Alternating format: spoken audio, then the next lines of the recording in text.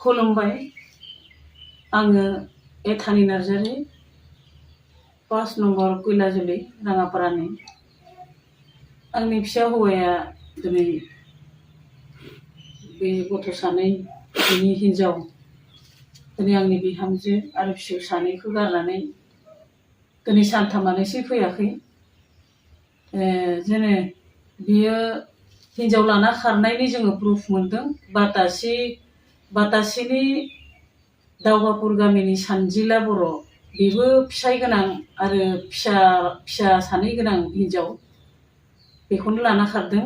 आरो जेने जोङो खावलायो जेन बेखौ नुयोब्ला मानसिफ्रा जेन जोंनो खबर होयो, जों बेखौनो रिकुवेस्ट खालामदों। दिनै बे फिसा सानैखौ जेन आलाय सिलाय जाजानो जों हास्थायाखै। आरो बेखायनो आंनि फिसाला बे दिलिपखौ जेन नुयोब्ला मानसिफ्रा खबर होयो, आं बेखौनो रिकुवेस्ट खालामनाय